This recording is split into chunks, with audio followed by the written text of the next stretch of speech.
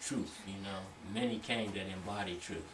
So it refers to, it says, I take refuge in those who embody truth, those who practice truth, those who taught truth, you know. And then the next part you say, Satyam Sharanam Gacchami, Satya Dharmam Sharanam Gacchami. Dharma, or Dharma, means teachings, or law, or religion, or the teachings. So you say, I take refuge in the teachings of truth, in the teachings. And then the third part, Sangam, is the company of people. I take refuge in the company of people that practice truth, you know. And company is very important. You know, the company we keep is very important, you know. So we keep in the company of triple refuge, you know. I'm either going to be thinking about or in the company of someone that practices truth, now whatever, you know, or I'm going to be reading something about truth, or I'm going to be hanging out with somebody that's practicing truth, you know. So that's like the prayer of like triple refuge, you know. And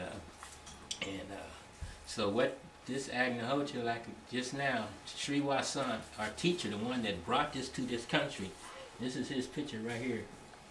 I got ghee on my hands, I don't want to get the ghee on the book. But this is him right here, Sri Wasan. He brought this information, he brought all this through this country in around 1972.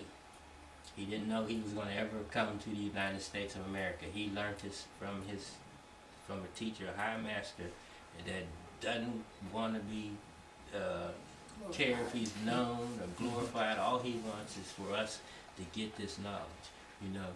And there's a commercial that I see on TV lately, and it probably to me it kind of shows the urgency of all of this. And the commercial says, you probably heard the commercial says, "Wake up, people." You ever seen that commercial on TV? Huh? It's like it's for Dr. Pepper. Somebody says, "Wake up, people." They drink some kind of drink, and you seen that commercial? And he said, "Wake up, people." You know, wake up, people. I like that one. And that's what we need to do.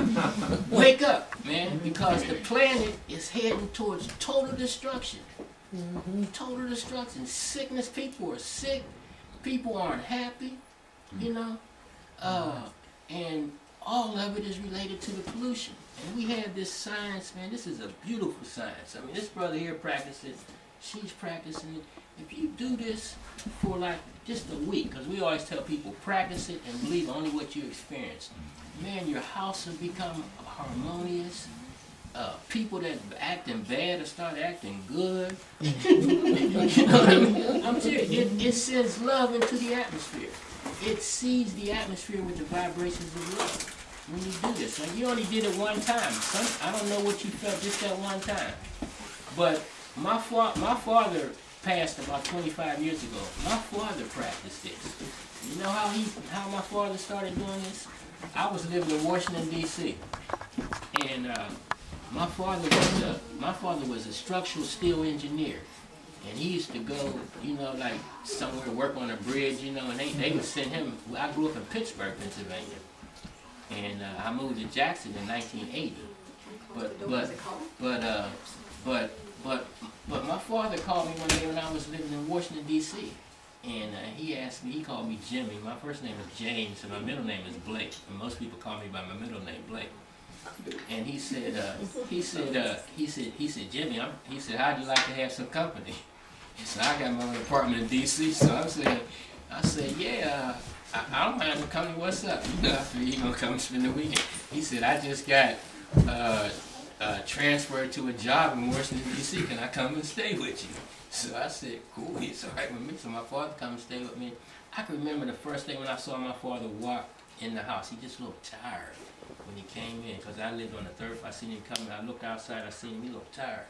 So he came in. My father came in, and he knew I was doing this, and I had just started doing it. It was the first year I was doing Agnihotra, and so whenever I did Agnihotra at sunset, my father would he would turn off the TV and quiet. He might not even come. He might stay in his room. He might not come out. After about a week, my father came out to me as humble as a little child.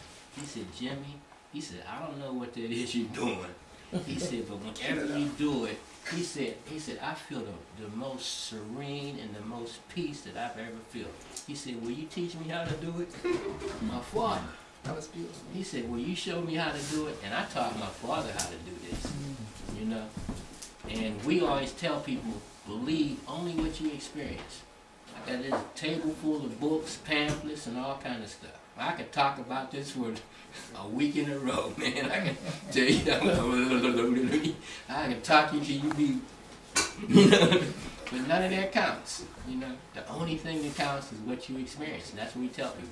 Practice it and believe only what you experience.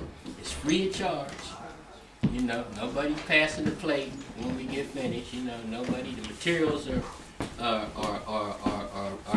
easy to get. They don't cost a whole lot of money, you know. But if you practice this, you will have tremendous experiences, because on a spiritual level, what this does, purity attracts grace.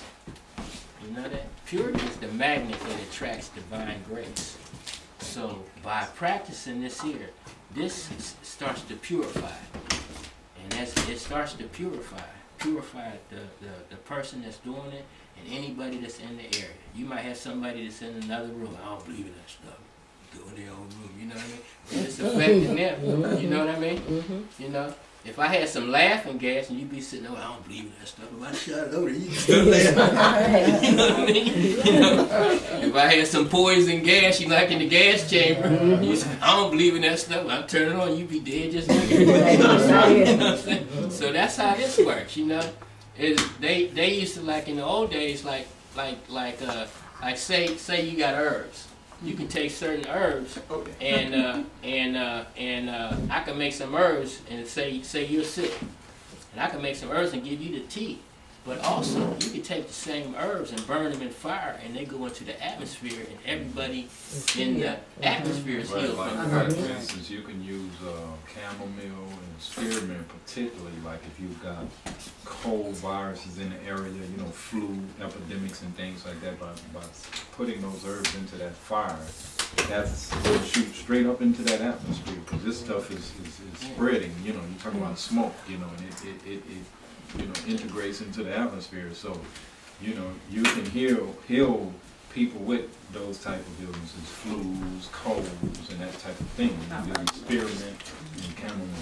And people that are taught Agnihotra, like Sri Vasant and other people, as we have traveled to different countries and stuff, they still have some remnants of this in all cultures.